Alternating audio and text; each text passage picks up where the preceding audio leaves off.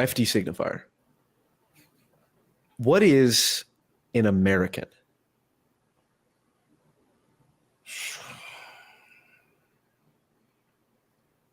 A person that lives here? Wow. That's, you know what that is? That's like Matt Walsh saying a woman is an adult human female. The reason I asked this, identity. Mm-hmm. I wrote a Substack piece called Defining the American Nationality. What is the American nationality? Because American identity, this is a point that the right brings up a lot. Mm-hmm. Sam Hyde brought this up in his video to Elon Musk, that I promptly went on Destiny's podcast and said, maybe Israel did 9/11, which, to be clear, maybe they did. But the point, that's fine. The point that Sam Hyde was raising was, we all know what an American is. It's like, well, yeah, that sounds pretty racist, right? Because it's like, well, white person. Yeah. Vivek Ramaswamy, his point is the American identity, and people like him, put forward the idea that an American is someone who subscribes to the American ideals, freedom of speech, freedom of religion, so on and so forth, right? Mm-hmm. And I would say, in part from watching your videos and genuinely trying to understand, internalize, like, okay, wait a second. I was raised, everyone's an individual. Doesn't matter what skin color you are. Doesn't matter what blah, blah, blah. Everyone is individual and everyone is equal and it, like, fundamentally, which is like true for, like, as my Christian program is telling me that. However, and I've noticed this change, Jordan Peterson has said this explicitly, where he's recognized the danger of leaning too hard into individualism. Mm-hmm. That, like, collective identity is a real thing. Human beings are social creatures. And if you acknowledge that, which any informed person does, that implies there's a reality to collective identity, right? Like to be a black person in America, like, that is actually, because by virtue of the fact that blacks are a minority, that does create a collective experience, in the same way that, like, if I'm a Bears fan in Dallas, not in the same way, but in the same mechanism of, like, fundamental mechanisms. Yeah. I'm a minority. Minority. Right? So when I see another Bears fan, we immediately have a connect now, just because the guy's wearing a Bears jersey. I'm not going to Sometimes I do. Yeah. Well, things are going bad. Yeah. Well, that's literally in Dallas. Yes. I also just tend to be openly hostile to people wearing Packers fair. Yeah, exactly. Same kind of dynamics, right? To simply be a minority grants a level of cohesion in a majority country, or when your country or location, whatever. White identity, white American identity. This is something I thought more about and was interested in, because it's like, black culture is kind of a is at least. I'm sorry. Does that tell you, FD. The tonation, black culture. I know. Blacks. Listen, the blacks in America. No. Okay? Listen. Continue. I know it's innate. What people call black culture. That's right. It's my whiteness. Yes. Okay. What people call black culture. It even though it can't be defined in words, it's mentally tangible. Like, people kind of know what that means, right? Like Kendrick Lamar at the halftime show, the Super Bowl. Right. It's a very black event, very black performance. Now, and black culture specifically is related to is I would say a subset of American culture, right? Okay. Because, like, a black American history is certainly unique. And, blacks in America are whatever, a subculture here, or black culture is a subculture here. And I used to be like, well, that's not a real thing. You shouldn't say black culture because we're all individuals.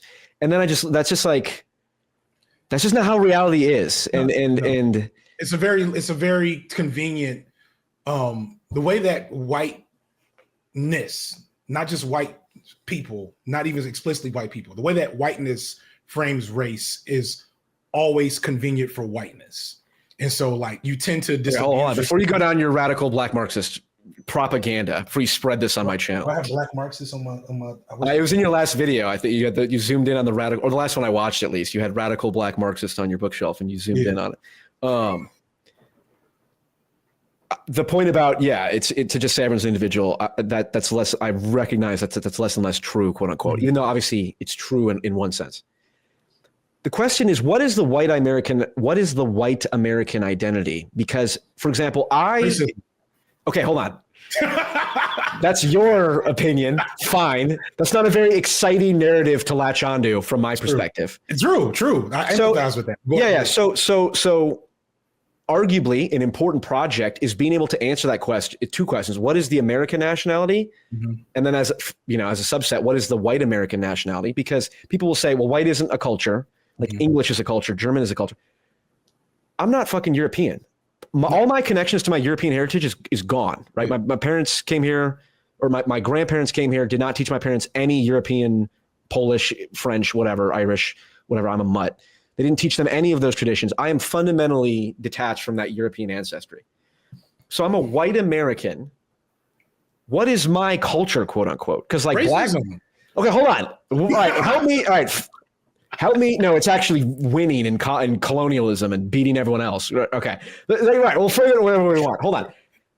And we don't have to obviously answer this question, but right. I'm curious to your thoughts. If you were to help us whites construct a more positive identity than just racism, like, do you understand what I'm saying, right? Where I get what you're saying. Dave Chappelle, Kendrick Lamar, Lamar Jackson are all American, like quintessential. Jimi Hendrix, quintessentially American, right? Mm-hmm. Yeah. And I'm an American, so in some sense, I claim them as part of my culture. But like, they're also very black. They're very black, and even though you got your beard going. Yeah, you got a fade. I just realized that. Do you have a fucking fade? Yeah, I go to a Hispanic barber. Okay. I'm very black adjacent. Just stop there. Yeah. Stop there. Yeah. If it doesn't come to mind immediately, then there's like a 5-second window. I know there's like a 5-second window when you're trying to think about it, and then it doesn't work.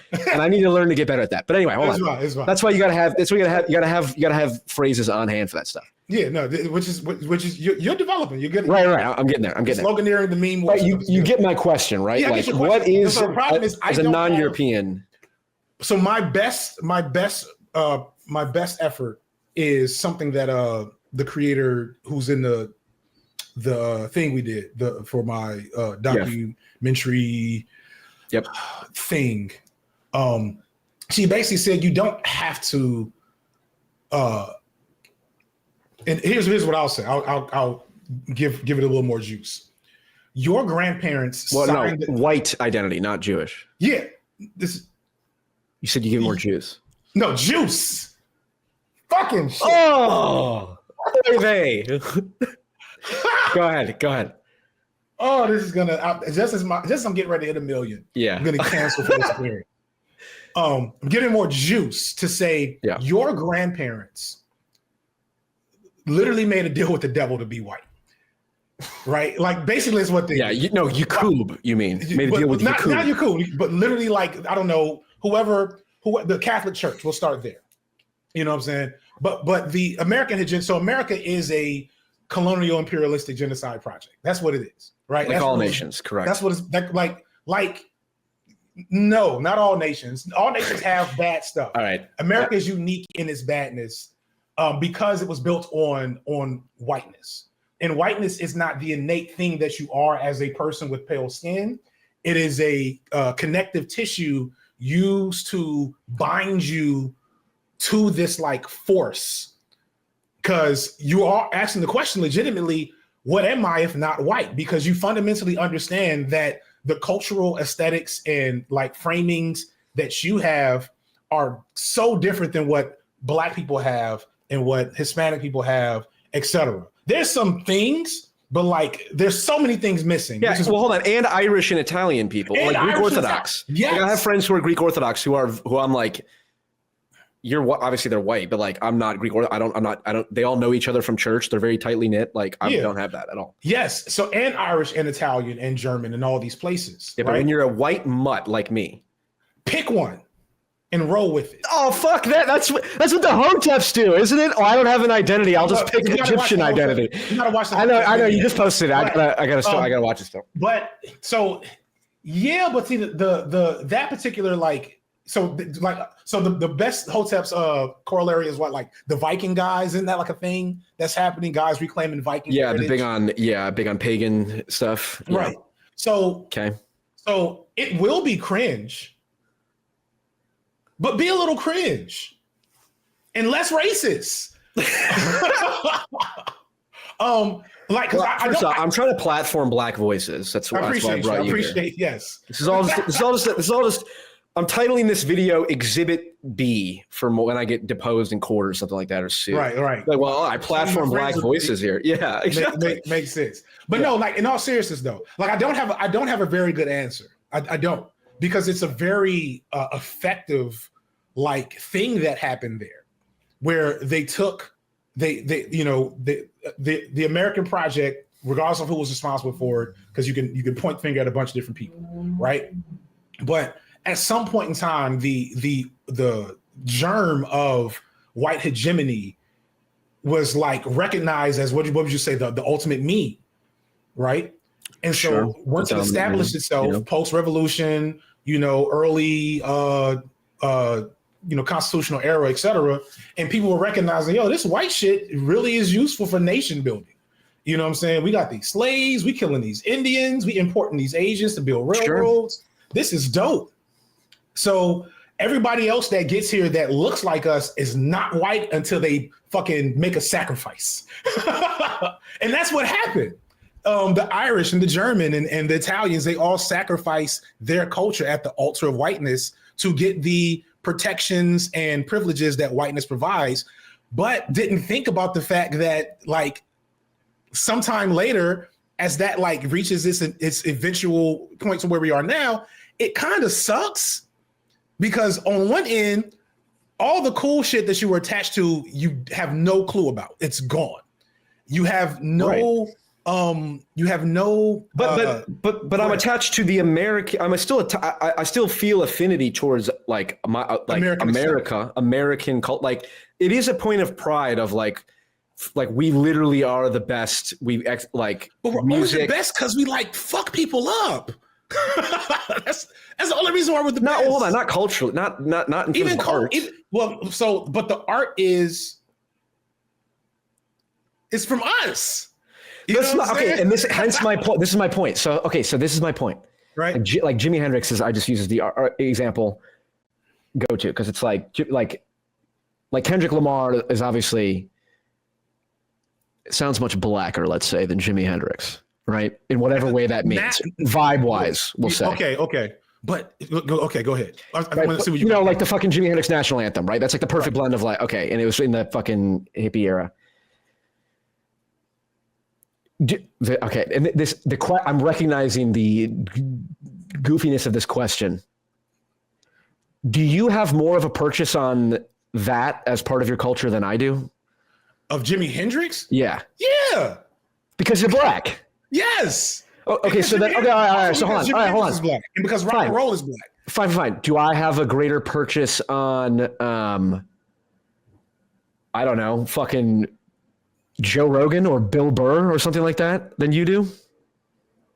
Yeah. Kind of, but it's all. But that's my point. Is like, but it's Joe. We're Rogan American. I know. I should come up with better white. Like what? Sorry, I don't spend my time venerating my white heroes. FD. Yeah, okay. But like, So I want to actually let me do what did you call it? Still manning your position. Yeah.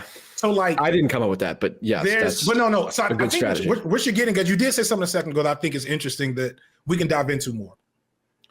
The mythology of America is really cool, right? The Americana like mythos of self-determination and the freedom and the actual like geographical landmass of America is like S-tier land masses for a nation. You know what I'm saying? And when people come, I've seen like the TikToks of people that come in from Europe, and they're like, "Oh wow, America's like the number one most beautiful country in the world." Like if you think of all the landmark, like Grand Canyon, fucking redwoods, Niagara Falls, right?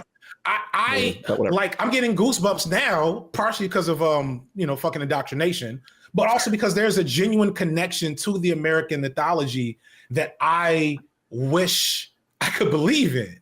And at times when I let myself slip into the kayfabe, it's fun. And I get it. I get Yeah, we're why better than everyone else.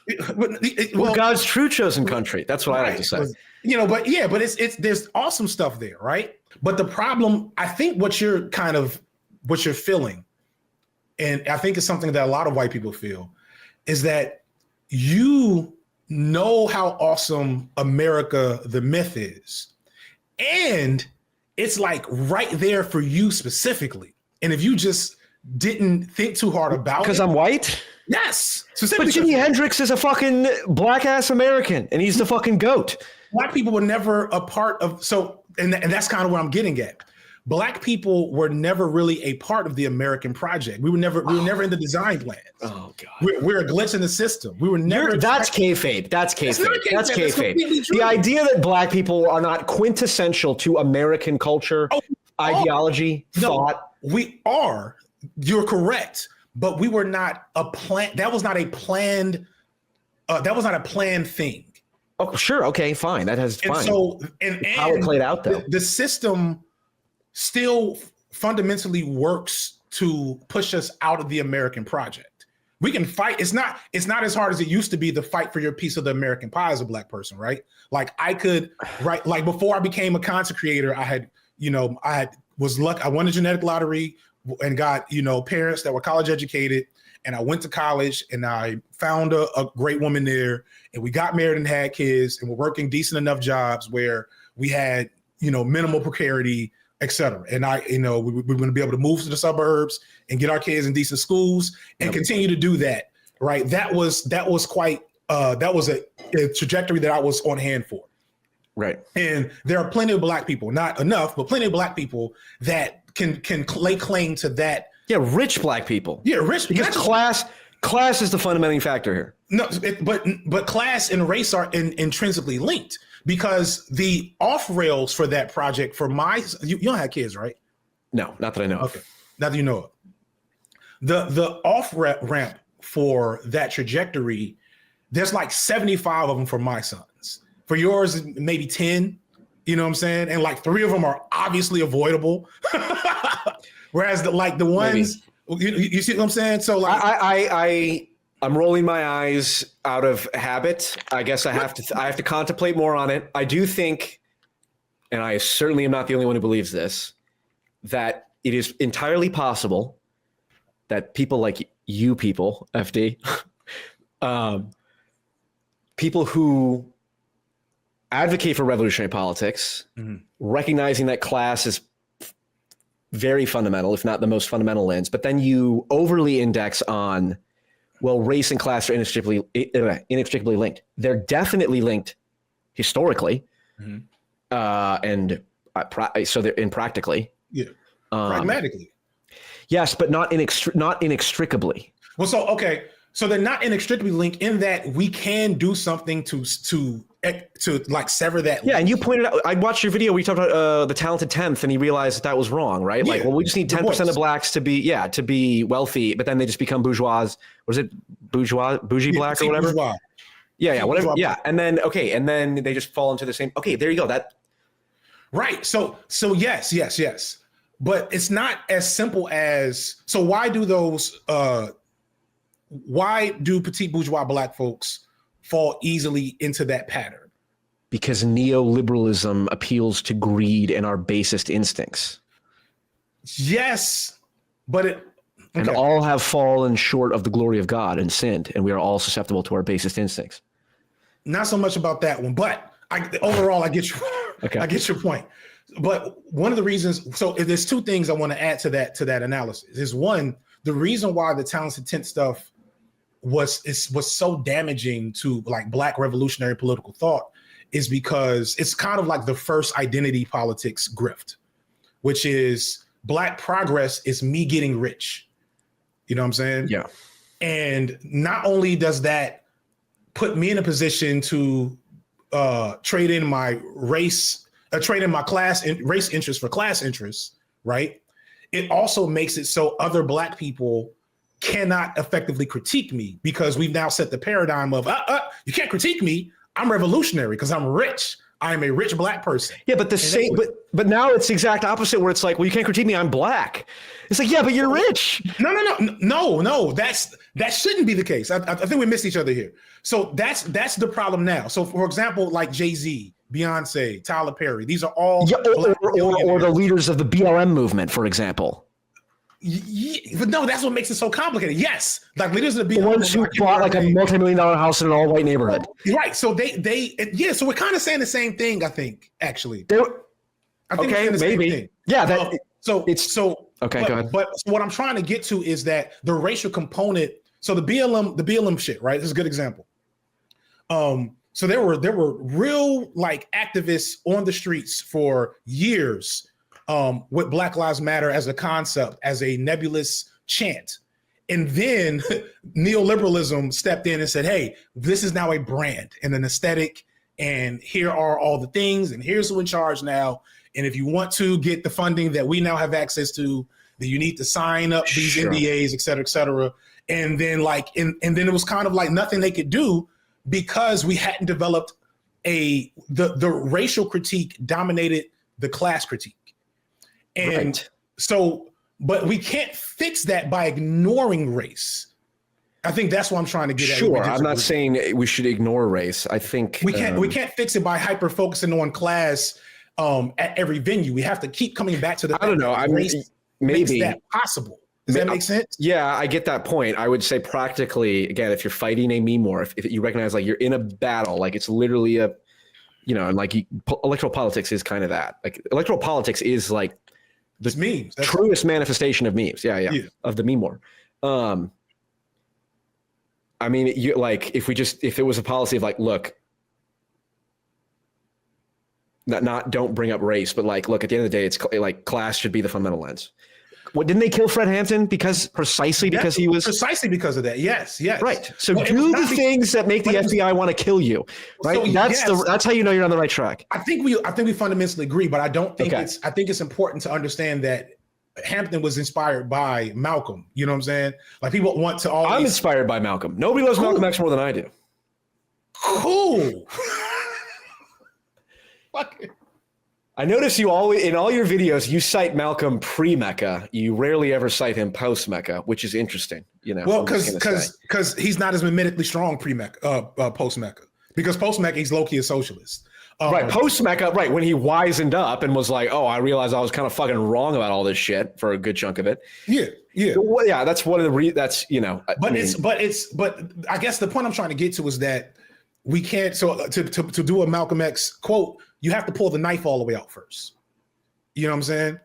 And so if we're looking at racial injustice determining class status, I can't just talk class too often. I have to talk it sometimes. I have to do it. We have to be on what Fred Hampton was on. We have to be on post Malcolm X, post Mecca Malcolm X. We have to be on post civil rights era, post I Have a Dream King. Sure. Because people forget that, like it's not even taught that King, lived like a communist after he was low key becoming a communist. Yeah, which talking about reparations and shit, and then he got killed. So I say all this.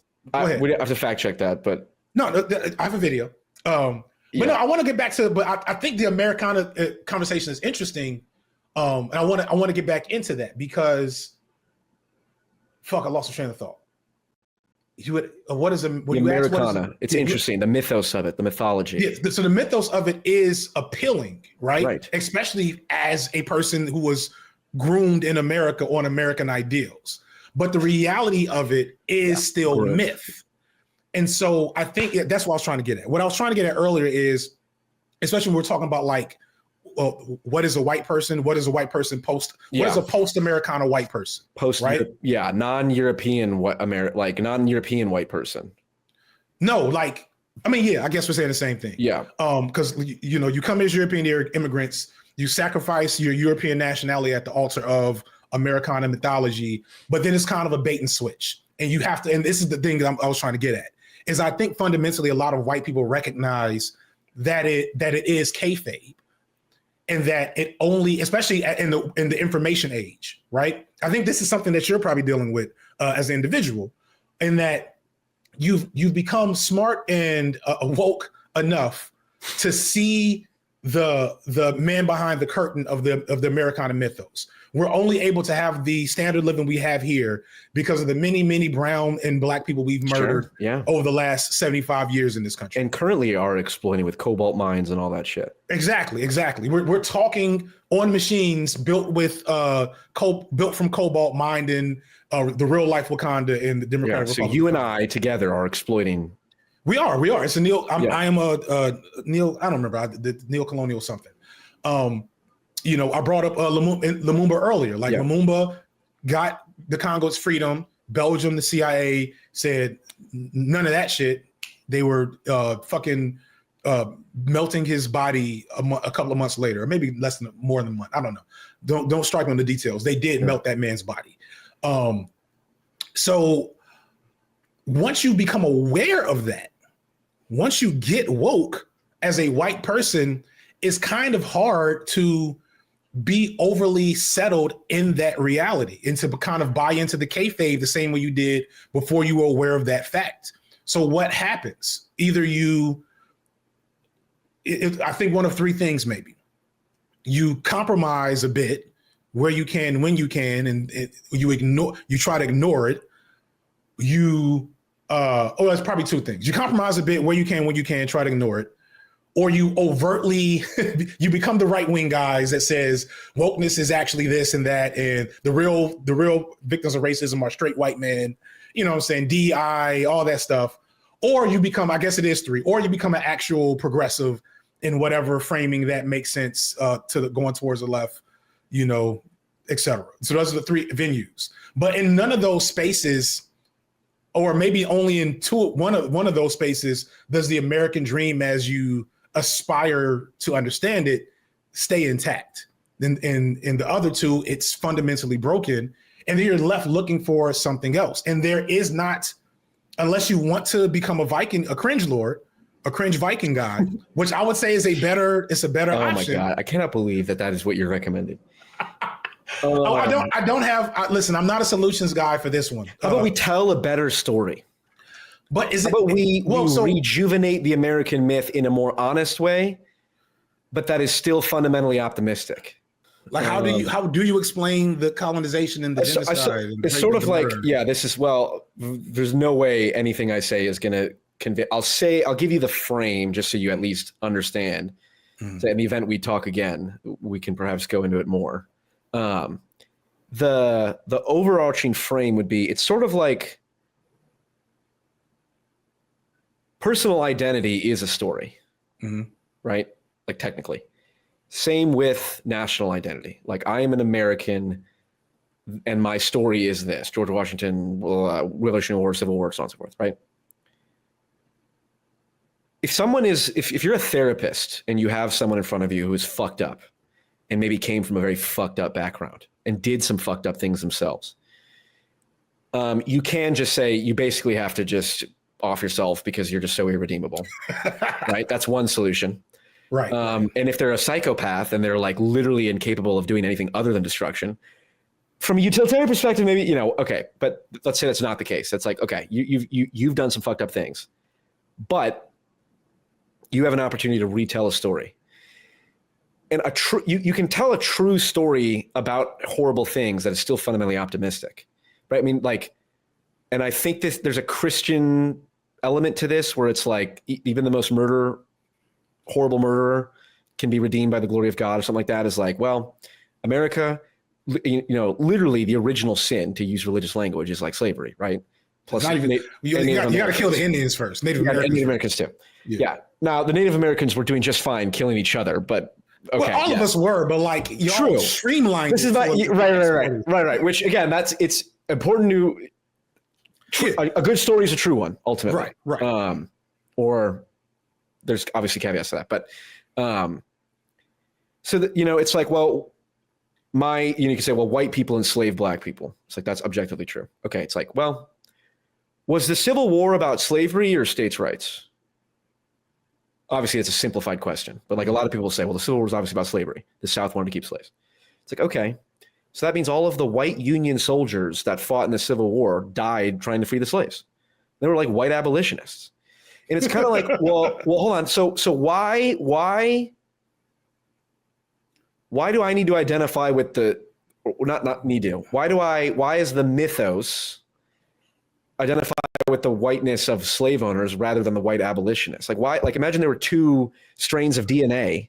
It's like, well, these are my fucking people over here. Right, it's like the Germans. It's like the Germans with Nazi Germany. Like when they lost the war, the Germans are the most well, some of them at least are the most anti-Nazi. Keep going.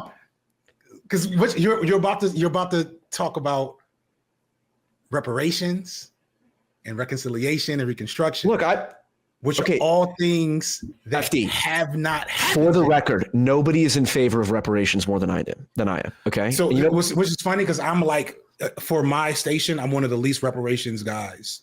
Okay, hold on. Depends on what you mean by reparations. Like, so for example, I would say reforming our tax system so that property taxes are not what's used to fund schools, which is the single biggest source of wealth inequality. I think that would be reparations, is doing things that this goes back to class then. It's like, if we focus on class, we're going to disproportionately benefit black people because black people are disproportionately poor. Mm-hmm. So just focus on class, it'll disproportionately benefit them. But hold on, that's a separate thing from the reparations thing, because the mythos itself. But what you're getting at though, I think the thing that a venue that you're engaging with. So here's the thing. So shout out to he was the only white guy at the top of the tier list. I mean, he was the one of two people at the top of the white guy tier list when I made it. Hank Green. Okay. I don't have anything against him, I guess. But no, because it's partly because Hank Green kind of a beta. He's been a friend. Cancer survivor, just dope shit. Yeah, I regret calling him a beta. Just now, it was a joke. But we had a conversation, and it was one of the most insightful things I've ever heard a white person say about white people, which is, and it's a fundamental flaw on how white efforts to address racism continue to fail. He was like, what I realized in my circles and spaces and all the things I've done is that the average white person that actually doesn't, like racism and desire it, like they can consciously like see, understand, and want to not have racism. It's not for the right reasons and with the right level of effort. Their genuine goal seems to mostly be, how can we get the issue of race to a point in this country where I don't have to think about it anymore? And so it becomes Band-Aid, and everybody celebrates Juneteenth and Nancy Pelosi kneeling in kente cloth, and all these and identity politics and all these really cringe half measures. Yeah. Instead of woke stuff is what I would call it. Woke stuff, for real. And like the real problem with, what is that a video? The real problem with DEI and not like the racist dog whistle has become. I'll come back to that. But like that's the stuff that the average liberal white person wants to focus on, as opposed to the real things that the Germans did. When they took it on the chin and they said, yo, y'all can never even have that shit in our country again. We will throw your ass in jail. Yeah, and that's backfiring, by the way. Well, it is now. Yeah, it probably wasn't. Because they've suppressed, instead they've overreacted, where it was like Germanness is now fundamentally evil. They're the result of what happens when you say, well, Americanness, because it had the original stain of slavery, is fundamentally irredeemable. You just get a fucking unconscious reaction of like, well, fuck you. Like my dad died in World War, or grandpa died in World War II. I'm never going to feel ashamed of that. I don't care what you say. And then you get all this fucking suppression. But that's also like, we're in a global fascism swing. So of course the people that had the high score are going to make a comeback. That's true. I can't remember if I think it was Brazil. Like there's a South American country where they literally said, look, we're going to fuck racism away. And they were actually creating policies for miscegenation. Like that is, I get the logic behind it, equally problematic. The thing that needs to happen that hasn't happened is actually addressing the problem, as opposed to dangling carrots, black firstisms, talented 10th, etc. And until so maybe the story becomes that, I don't know, Gen Alpha, because Gen Z, God knows what we went wrong there, right? Well, I don't know. I don't know if that's propaganda, but maybe it's Gen Alpha, or whoever comes after Gen Alpha, they become the generation of white folks that fundamentally do put in the work to create restitution and equity across the country for Black people and people of color, and poor white people, and even poor white people. Right. So why not just say poor people there? Because the poor white people fundamentally have a whole different framework. I'll tell you. I know why. And this is what we can talk about the next time we talk, in the event we do. How do you feel this conversation has gone? So I personally have enjoyed. I appreciate conversations like these personally because they're stimulating, they're challenging, they exercise parts of me and parts of my intellect that I don't want to atrophy, especially as I become FD Signifier, right? It's a weird depersonalizing thing for like nominal fame and whatever social media clout. And it also, requires me to critically engage with your position, which is like something that needs to happen from my perspective. I need to be able to critically engage and think hard about the centrist, average white guy. Like that's the thing I seek to understand, because there's no future, unless the sun, kills you all, right? Unless there's some type of super skin cancer, which we will not get because of melanin, then we're not looking at a reality, actual post-racial reality. And there's a necessity for, at a minimum, understanding, coalition building, bridge building. I don't know if I'll ever work with Wilson guy, alt-right Wilson guy directly, but if you are able to take up more space than Nick Fuentes, like you made a good point there. I would rather Nick Fuentes' viewers watch you. I hope it's not because you're not doing a good job of distinguishing yourself from Nick Fuentes, but if you are, then that's a net win. So that's me personally. Some of my fans are not going to be happy at all that we had this conversation. Yeah, and some of my fans. I think the same will go for you, which means that, I think fuck them. All right, fine. That's who I was referring to. I was saying my fans here. Your fans, I appreciate that they took the time. Yeah, and I also think my fan. Well, first off, my fan base is very stratified now. Like my super online fans are ever going to watch this. Yeah. Right. But they're also the ones that are going to call me to the carpet more quickly and be unhappy with, some parts of this conversation because they probably wanted me to be in here either brutalizing you at every turn or, us having more of a WWE match. Yeah. But I just think it's more useful to pick your brain and then like hear what you're saying. And you said something in either the conversation we had before, or maybe it's one of your videos, just about understanding the position, something about the position. I don't know. It's something about other people, something about opposition's positions. You defang rob them of their best talking points. Rob them of their best talking points. Right. And so like there are conversations about class. I didn't necessarily need you to tell me about like the talented 10th, right? But there are ways in which engaging around the absence of class analysis is important. And like the anti-woke DEI thing is at its core, as it exists now, a racist dog whistle, but it's allowing us to now maybe do away with that framework because that framework has always been bad. The identity politics, DEI stuff has always been a half measure that was used to placate Black and revolutionary progress and make it seem like, hey, we kneel with Kente cloth. Like that is the most cringe things in the last couple of years of history. And they just did that shit again the other night with their fucking signs. And they sung "We Shall Overcome." Did you hear that? No, but they sung "We Shall Overcome" as the guy left the stage, got kicked out of the room or whatever. Yeah, I'll agree. And it's like, so like there's a place, there's synergy. Now, I'm not inviting anybody to come over and build anything with me in that regard, but at least there's perspective. Yeah. Okay. We're going to talk about this Christian nationalism thing, though. We'll save for another time. That's fine. Yeah. Well, there's many different things. Because I think we need to get to the meta disagreements in terms of just like philosophy, the underlying perspectives and stuff. Mm-hmm.